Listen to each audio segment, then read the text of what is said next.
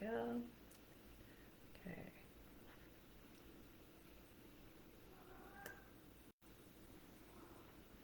Okay. I think we're good. All right, we are live. Welcome, welcome, welcome, everyone. Hello. Tap the screen, share the live. We're going to get started here. Hope you guys have been having a great weekend. The topic tonight is the power of laughter.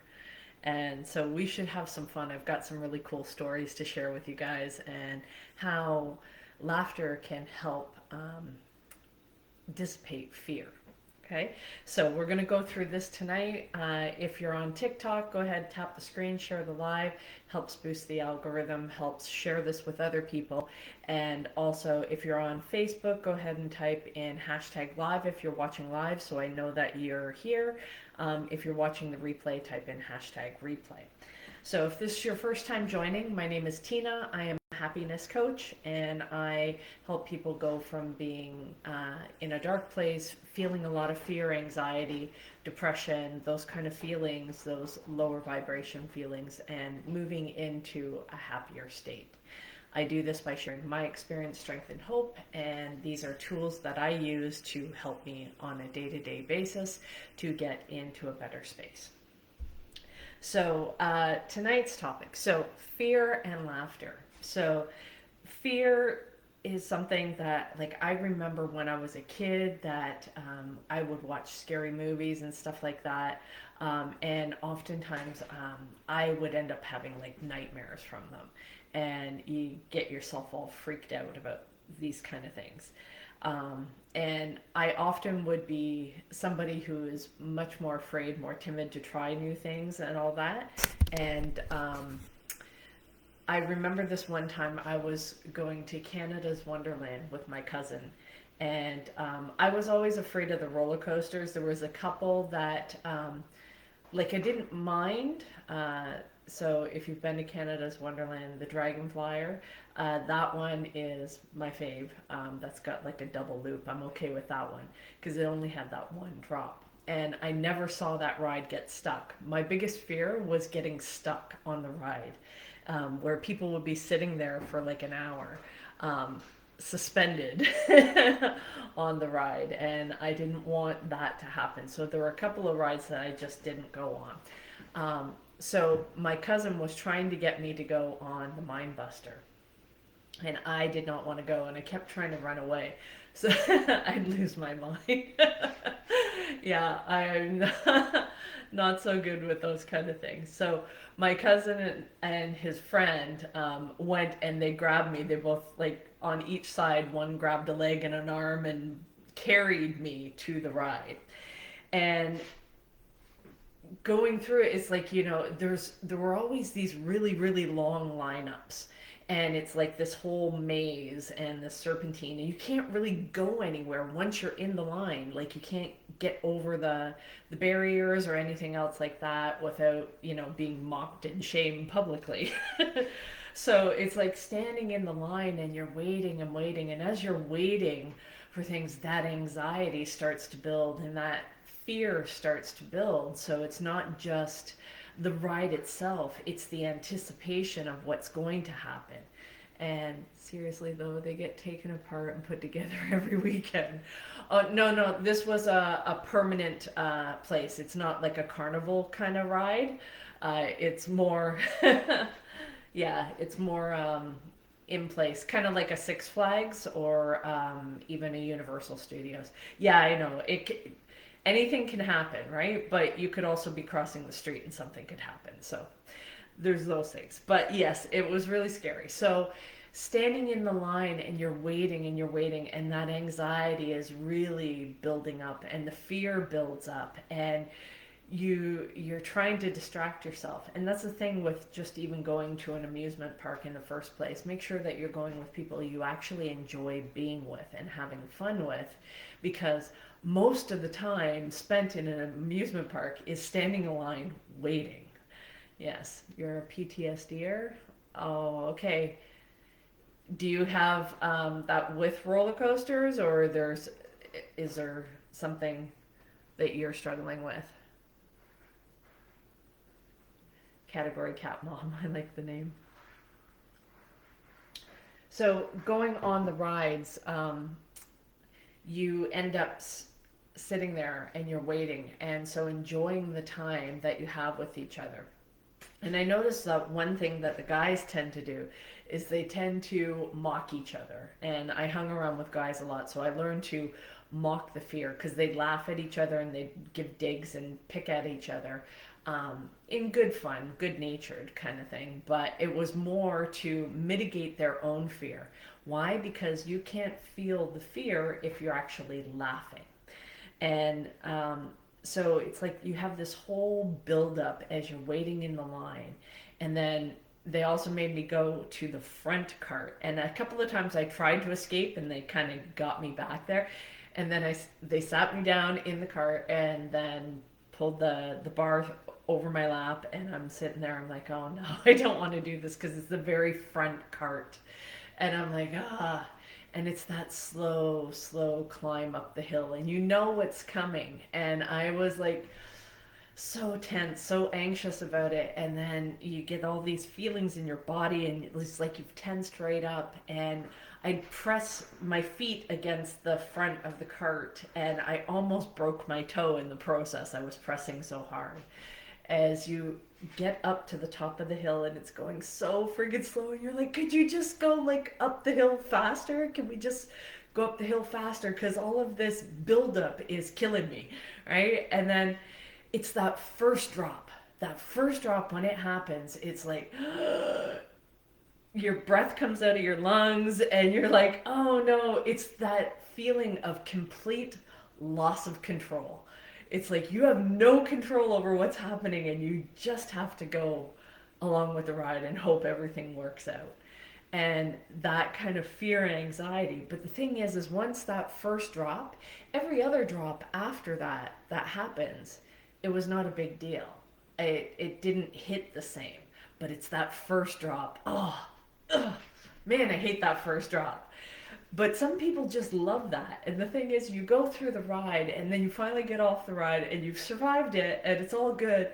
And now you're like just pumped full of energy and you've been making fun of each other on the roller coaster. It's like, ah, you're going crazy, ah, and laughing at each other. And that is a way to mitigate that fear is you avoid those feelings of fear when you laugh.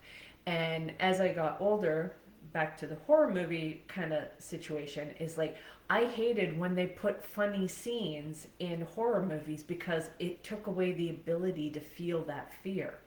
So when you think of this is when you are in a state of anxiety, you are in a state of fear, you're not sure what's going on. One good way, one good tool is to incorporate laughter. So to find a way to do something funny, to enjoy the experience of laughter because it gives you a different emotional connection. So, and it also helps build stronger memories. So, oftentimes in classes and stuff like that, you create a much more powerful memory when there is either laughter or fear. So this is why somebody with PTSD often ends up having a lot of emotions and memories that they're too intense and they block them out, or that they keep flashing back. They keep going through those over and over and over again. It's because the memory of what happened was tied to an emotional experience that usually is tied with fear, and it deeply ingrains that memory in the mind. And it gets replayed over and over and over again. This is why sometimes we don't always remember a lot of the things that went on. It depends on how often that was reviewed and gone over. And so oftentimes the stories that we tell are either the ones that are where we had really, really hard challenges, whether it's fear or anger or something that was upsetting. This is why oftentimes people will default to bitch and complain mode, right? It's because those are the things that affected them, but it's the very act of repeating those stories that ingrains them even deeper. this can also happen with laughter. Think of some of the best teachers that you ever had in your life. So some they taught you through fear, and it's like, oh, scared the heck out of me. I didn't want to disappoint them, and I did whatever they told me to do. But the ones that, the real memories that you remember are the ones that you learn the stuff where it was a fun environment, where you actually were able to laugh. The teacher told a good story, good joke, something like that, that really helped lighten the mood and help you connect a lot better. So, laughter is a really powerful way to connect. And oftentimes, too, as I was going through transport and logistics, there were times it got like, oh, it was really, really stressful. And we developed this bit of a darker kind of humor. Um, Not as dark as like firefighters and ambulance and police kind of they have a whole other level of dark just because of the stuff they face on a day-to-day basis, right? You know, you have to find some sort of humor in it. But just being in those environments, we would learn to laugh at the problems that were thrown at us. And you develop these connections with people when you're in these work environments. And, you know, I've seen this in different areas too, whatever business that you're in. It's like, you know, doctors have their insider jokes, real estate agents have theirs of, you know, just the different frustrations that you deal with, right? And, you know, cake decorating, right? You know, it's like we'd have different jokes about people calling up and they wanted a cake, like, you know, three-tier cake for tomorrow afternoon. It's like, what? You're calling me less than 24 hours away. No, I can't do that, right? It's like, well, how much is a cake? Well, what kind of cake do you want? It's like, I don't know. I just need a cake. Like, if you just need a cake, go to Walmart or go to, you know, the supermarket, whatever it is. If you want something custom made, that's a different story. Now I have to talk. I need to understand what it is that you're ordering, right? So that I can create what it is that you're looking for. But so back to this, you have these insider jokes and these connections that you develop with people, the ones that, you know, you just get each other, that you can just tell by the look on their face what they're going to do. Oh, it's like, oh no, here she goes. Here she goes. She's going to do the thing. And oh my God, wait, watch this. And you can almost finish each other's sentences sometimes and you play off of that. And that kind of friendship, that kind of bond is really, really strong. And it's built on the foundation of laughter and camaraderie and friendship. And those kind of bonds are really, really powerful. And they're far and few between too. It's this whole feeling like the other person really gets you. And I remember a few times doing that. It's like, oh no, they went and they made her mad. They made her mad. And you can see her struggling, trying not to lose her shit because she's the boss. And she's like trying to stay calm, cool, collected. But you know when you guys go out for that coffee break, that smoke break again, that there's going to be a whole lot of downloading, a whole lot of venting going on. And that's okay. It's part of life, and just being able to laugh at some of those certain challenges takes some of that stress away, takes some of that anxiety. So if we end up being too serious about everything that's going on in our life, it's like we need to learn to laugh at some of the problems and talk about those things, right? Oftentimes people are too afraid to admit that, like, you know, it's like, man, I'm not allowed to choke the life of that other person, am I? No, okay. And you don't really mean it. Obviously, you're a good person and you don't really mean it, but sometimes you need to go there, right? Um, so those are things that I really enjoy. And when you find those people that you can have that kind of special bond, because there are some people, they look at you and they either get scared or they get offended by that. But having somebody that gets your level of humor, whatever that is, right? whether you have the quirky dorky kind of humor, whether you have that dark humor, whatever it is, silly, dad joke kind of humor, whatever it is, having somebody who gets your level of humor, that can play off of it, and there's this whole energy exchange, and you can just tell by the look, that makes a difference, right? Those kind of friendships are really, really powerful, and cultivating those and making sure you hang on to those is what is going to make you much more happy in life. Not having those relationships, not having those kind of bonds, you can be surrounded by a bunch of people, but if you don't have that true connection, then life feels empty, even though there's tons of people around, right? You need those, the people that get you, right? So finding those people, and in order to find those people, you have to be vulnerable enough to open up a little bit, like not all at once. You don't like, it's just a little bit at a time. You build that trust, that connection, and then you start to get to know each other. You get to know each other's quirks, what's gonna make them crack up. My brother used to be good at this too, and he would time things. My brother and I were we were good to play together. We get into a lot of trouble though. We used to have jokes, and we just bring out the badness in each other.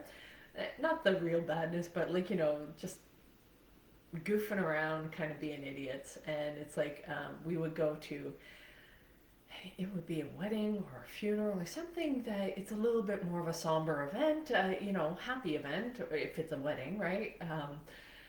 And but we'd have this thing where we'd be in a church, and we were like, we weren't church people growing up, so we were like, joking and giving each other digs about, who's going to burst into flames first, and silly things like that. And we would just play off each other, and then we'd just look at each other trying to see who we could get to crack up first. I most of the time lost. I would laugh a lot easier, right? So that laughter, that connection that you have, and it can just be done with eye contact, just this whole energy that you feel between each other. It's really, really fun. Now, there's other types of laughter too that are not so fun, right? So one of the things, but it still plays into a way of coping with fear that you're going through, right? So some of the things that I would have when situations got really, really challenging growing up, and things got violent, or, if my brother or my cousin, I saw one of them getting a spanking or beating, that kind of stuff, then I would actually have to run away, because I would start a nervous laugh. And I would laugh at something that's not appropriate, and it wasn't something that I can control. And then I'd have to like cover my mouth, and I'd have to run away, because I knew what was coming next was, oh, you think this is funny? You want some of this too? And then I would get a spanking, and I didn't even do anything. So those are kind of things that I would do. And I've had this a few times, where it's come up, where somebody has told something that was an upsetting story.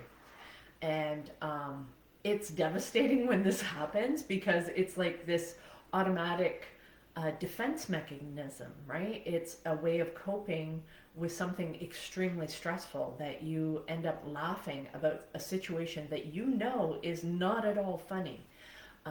And I remember doing this one time with my nephew was sharing a very sad story about some kittens that ended up accidentally getting put into a washing machine because they were sleeping in the laundry. And I was devastated. It really upset me, but I had this nervous laugh reaction. And I was like, oh my God, this person thinks I'm a monster, because it's like that. And I was laughing at it, and I was like, but it was like a panicked, nervous laugh. It wasn't like, ha ha, stupid kittens. It wasn't anything like that. And anybody who knows me knows that I'm a crazy cat lady. I am an avid animal lover, and something like that would actually devastate me. But I ended up having this very bizarre nervous reaction I couldn't control. I was like, oh shit. And it's because of, it was a fear reaction got triggered, and my coping mechanism of laughing kicked in. Um, because of the way that I've learned to cope, though, I've also been somebody that's able to help diffuse. So while that's a coping mechanism, it also is a strength. It's a valuable asset to have, especially in a stressful work environment. So I would always be able to find a way to bring humor to the situation. And I've been known for my quick wit. I've also been known for my laughter. When I laugh, it is like full on out loud. Like I don't just have like a little tee hee giggle. And most times people would say that my laugh is infectious, and then they could hear it across the office. Until the one time that I, I had a very, very stressful um, period where I ended up having a breakdown in the office, and people panicked because they're like, wait a minute, what's going on? Because Tina's known for her laughter. Like we can hear her across the office. She's usually way too loud. um, but this particular time when I had this breakdown at work, that was a very, very stressful time. A lot of factors contributed to it, and it ended up that I was, my vision had actually blurred, my chest got tight, both of my arms went numb, and I could not physically stand up, and I could not control the sobbing that came out of my mouth. And that was like the worst feeling ever. Like I really wasn't in control of that, and I was so ashamed and so embarrassed by that happening. It was really, really painful that that happened, and everybody came running over like I was on fire. It's like, oh no, are you okay, are you okay? And it's like, and I just couldn't control that. And yes, I ended up being okay. I did finally gather myself up, but I learned a lot from that. And part of what played into me getting to that extreme anxiety panic attack in the office wasn't so much the events that were going on around me. It was what was going on inside my head. Thank you so much for the concern, Linda, though. I really appreciate that. That's very sweet of you. Um, as I was going through that and I look back on it, it was the word track that was on repeat. It was everything. It didn't matter what I did, that it wasn't enough. It wasn't enough. It wasn't enough. That was what was going on. And it's like, because I had a bunch of people yelling at me, it was all this crazy stuff going on. So it's not so much the external forces that ended up causing that to happen. It was the internal forces that were going on that, coupled with my past and the PTSD and the trauma that I had experienced, and then bringing that into the current state, having that extreme pressure that was on there, and not feeling supported, not feeling supported by the team. Again, I had insight of what happened with that. It wasn't that the people weren't trying to support me. I also wasn't accepting support. So these are things that, while that event happened, you can find a lot of blessings out of that. You can find a lot of happiness out of that if you look at it through the correct perspective. And that took some doing to be able to see that from the correct perspective and see what gifts came out of that particular thing. That also had a huge impact and change in my life.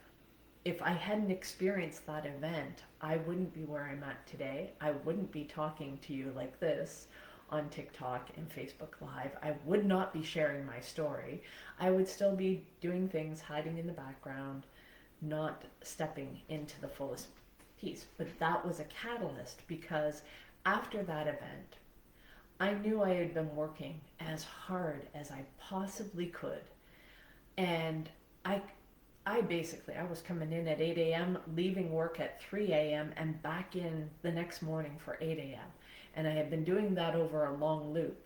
And I'm like, okay, this isn't sustainable. You can't continue doing this. You can't continue to operate this way. You, you will have a breakdown, which is what I did, despite the strength. But it wasn't the events, it wasn't the work, it was what was going on in my mindset that caused me to break down, of feeling like it didn't matter what I did, nothing was going to be good enough. And that was my undoing, not the external forces, not the external pressure that was going on. So when we can learn to um, pay attention to the thoughts that are going through our head, and being able to counteract those and becoming our own best friend, and being able to set appropriate boundaries that are necessary. Those are skill sets I lacked at that time, but I remember after that had happened and I finally was able to get myself where I could stand up, go to the washroom, wash my face, gathered myself, took some deep breaths and everything, and then I went back to my desk. Everybody wanted me to go home, but I was like, no, I still have things to wrap up. I did end up leaving early that day. I left at like 6:30 or something like that in the evening, which was still later than most people, but it was earlier than I had been leaving. And I went home, and I remember as I was walking out of the building, I said like a prayer that is almost like a vow to, that I swore that it didn't matter what it took, but I was going to learn something from this. I was going to learn something from this. So, whatever experiences that you're going through that are really negative, really, there's times that we go through something extremely painful, extremely difficult. And I did this even as a child. When I was experiencing the abuse, I knew that there was going to be something good that came out of this. Why? Because I was choosing that. I was choosing to find some sort of strength from the experiences that I had been put through. That I was choosing to find something, even as I was going through the depths of hell, that something good was going to come out of it. Because that's what I chose. And so when we take that perspective, it doesn't matter what challenges life throws at us. If we choose the path of finding something good that can come out of it, then that is where we gain our strength. This is where we gain our true happiness too. We find purpose out of the pain that we've experienced in life. And when we can bring or save somebody else from the same type of pain, or help them through their pain faster, because hey, I've traveled this path many, many times before, these are the things that I've done, this is what helped me get through it. That's part of why I come on and I'm doing these lives, because I want to be able to share what I've been through, because I didn't really think it was a big deal, just because it was like, this is just my life. This is what I survived. It's not a big deal. Until I tell some other people that haven't experienced that, they're like, wow, that's a lot. It's like, oh, is it? Oh, okay. I didn't know. So, because I just learned to deal with it, this is just what I've been through. And I'm still here. I'm still breathing. And yes, there were hard times. And yes, most of the time I've made some bad choices, but boy, those are the ones that I learn from the most. Those are the ones that I pay attention to. Why? Because some of us are thick-headed. I don't know, are you my thick-headed people? I've been pretty thick-headed through my life. But that's not necessarily a bad thing, right? It's the ones that are that thick-headed that we're just too stubborn to give up. We're too stubborn to quit. We're too stubborn to stop. So it's like, leverage what you've got. If that's kind of what you've got to do. Some people are just, eventually you will get to the point that you'll learn not to do the stupid shit that gets you into the problems in the first place. But until then, you're going to build up some epic stories. You're going to build up some really good qualifying material, right? Those are the things that make you interesting. Those failures, those flaws that you have, the things where you wiped out. Those are the stories that are actually worth telling. Those are the stories that people talk about. I remember I was with my brother. Again, see, my brother and I, we get into so much shit together. It's probably why we don't hang out quite as much. But I think I was maybe 19, maybe 20, right? Had my own car, a Sunbird, and we were coming out of the underground. So I come home from working midnight shift. I think it was like a Friday. We were gonna go do some fun stuff. So I told him to come downstairs into the parking garage. We're gonna go out, right? So he came down, and we're heading out. He was doing something to distract me. He liked to do that kind of stuff just to kind of mess with me. And I took the corner a little too short. And I didn't stop.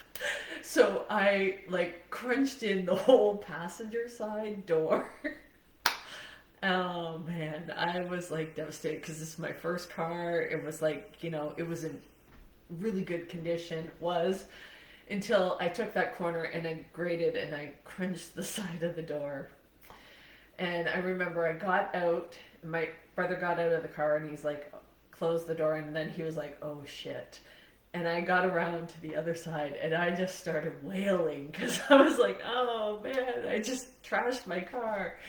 And the funny thing is I ended up, because I didn't have the money to fix it either, or even pay the deductible for the insurance to fix it. So I had to drive around with a personality dent in my car. And the passenger side door stopped being able to be opened. And so my brother had to, usually when he was coming in the car with me, he'd go in the back seat, crawl in the front seat, and then there was all this drama. But these are the funny stories that end up happening, that like he tells about that time, oh yeah, you were so loud, you were crying so loud, I was so embarrassed, I thought everybody was going to see, and stupid stuff like that. So it's our feelings, the problems that we have in life, if we look at them through a correct perspective, they become stories that are filled with laughter. And I will always remember my grandmother's funeral, where there were so many people there. And they didn't talk about her heroic stuff that she did and all of her hard work, or any of that kind of stuff. They told stories of the time where, the boat sank in Rice Lake, and it was a whole drama that happened, and everybody just came up and told story after story of the shit that went wrong and how she was able to turn it into something fun. And I can always remember that was something I wanted to embody. Um, and that is something that I take from my grandmother, along with her good cooking skills. But she was also known for being a little bit mean. In fact, as a kid, I bought her for Christmas one year. I bought her a sweater, like a sweatshirt, and it had a saying on it. It says, "The meaner you are, the longer God lets you live." Apparently, she wasn't that mean because she passed away when she was like 75. And she should have lived much, much longer, but she was a good woman. Um, and I really, really think of her from time to time. And it was all those stories, those stories of laughter, the stuff that went wrong. So any of the failures that you're having in life, or any of the goofy stuff that happens, learning to laugh at that takes away the fear from it, takes away the pain from it. Learning to laugh at things helps you retain those memories, right? So bring more laughter into your life, especially if you're feeling a lot of anxiety, if you're feeling a lot of pain. Hey Grady, good to see you. It's been a while. Hope you're doing well. So bring those funny memories into your life and into the memories of people that have passed on. Those are the ones that you are going to hold near and dear to your heart. Those are the things that make life worth living. So, yeah, so it's a little bit of a shorter one, but build more of those memories based on the laughter versus the fear, okay? Don't don't let the fear, it's not real anyway. It's false evidence appearing real. Don't let that be the thing that deepens your memory. Rewrite those fearful memories with funny things. What lessons did you learn from those things? Because even the hardest ones, like that event that I had at work, those can become your biggest blessings. Those can be the catalyst to make a big change in your life that without that event happening, you wouldn't have been able to go through that, to get to that next level. So all of the challenges that you're experiencing, face them. Face them head on and learn to laugh at fear.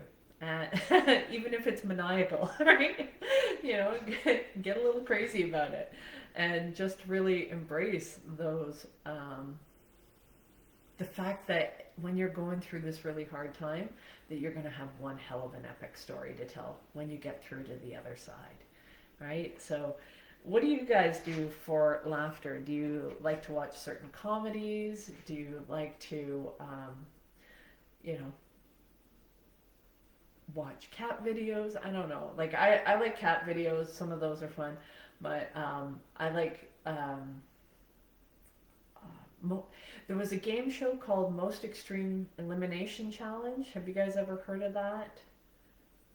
That you scroll Twitter for jokes and memes. That's a great tool, Mark. Yeah, yeah, those kind of things because that can just shift your mood like instantly, right? Finding something that, and it's usually like for me something a little bit sarcastic, a little bit, you know, truth in jest, right? You know, there's a lot of truth in jest. So finding those and just kind of laughing at the realities of life, right? You know, so sometimes it's like I don't even have kids, but sometimes I'll listen to moms on TikTok and they'll talk about how it's like, you know, funny shit that their kids do that they have to try and keep a straight face and be the parent about, but they really want to laugh at it, and they're like, "No, I have to be serious. I have to tell them that that's not okay." And you know, I think there was this one mom. She talked about how her toddler got up and opened up a yogurt cup, and she's like really venting. She's like, she's talking about her kids. She's like, you know what that little bitch did? I'm like killing myself. I'm like, this is real mom stuff. This isn't the, you know, picture perfect kids and everything's all wonderful. No, there's real shit that goes on, and there's times where it's like, just when you're about ready to choke the life out of them, then they look up and they give you those sweet eyes, and they're like, I love you, mommy. I love you, daddy. And then you're like, oh, fine, I can't kill you. Fine, come here. You know, because my cats do this to me too, where I'm just ready to, like, okay, I'm trying to do something right now, and now is not the time to snuggle. And then they come in and they're all over me, right? And then I'm like, okay, fine. I'll snuggle you for 5 minutes, okay? And then I need to do my stuff. It's like, so there's fun things that you can find out of life and just really enjoying that. And finding the good thing even in bad times, right? There's always something. And if you can't find something that is good going on in the bad times, vow to yourself that something good will come out of this, that you will get through this tough time, and no matter what, you're going to learn something from this, and it's going to make you stronger. Why? Because you make the decision to do that. You decide that no matter what, I'm going to get through this, and I'm going to come out of this stronger. And when you do, I can't wait to hear your epic story from that. So no matter how long your journey is, fight the fear that you feel, fight that anxiety with laughter and happiness. And you're going to get through it. You're actually going to enjoy the process a lot more if you can incorporate that as you're going through the journey, right? You don't just laugh and celebrate at the victory, right? It's as you're going through this. Find something to laugh at, even if it's yourself. Laughing at yourself, it's like, here I am getting frustrated again. It's like, oh my gosh. And actually, that reminds me of when I started in early recovery. I was reading a book called Woman's Comfort Book, and it has a bunch of different emotions in there and different things that you can do to deal with those emotions. So they were good ideas. I didn't use all of them, but they were good ideas to start building a tool belt of like, what do I do if I'm feeling angry? What do I do if I'm feeling sad? What do I do if I am feeling silly, right?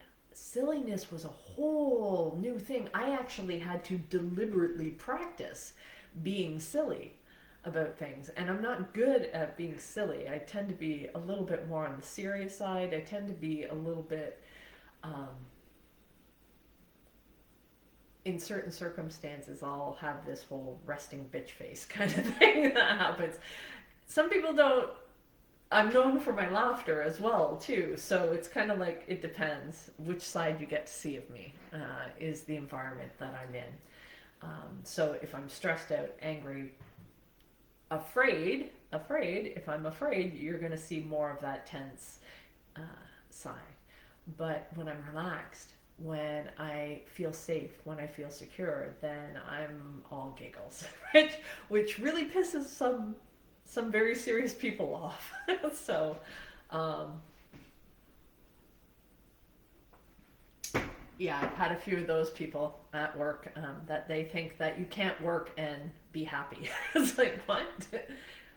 No, I actually get more done if I am feeling happy. If you stress me out and make me so afraid that I have to not crack a smile, I'm not going to be productive. I can promise you that because I will be too frightened and too worried about what it is that I'm trying to do everything that you want rather than really one of my gifts, one of the things that I've always been really good at, especially in a work environment, is if I feel that safety, if I feel that flexibility, I've got some sort of framework, I kind of know where my guidelines are, and I have the ability to flow and be a bit more creative, then not only will I do the thing that you wanted done, but I will be able to go above and beyond and do the thing that you actually need. I was really good at being able to figure out the whoever I reported to, and I was often,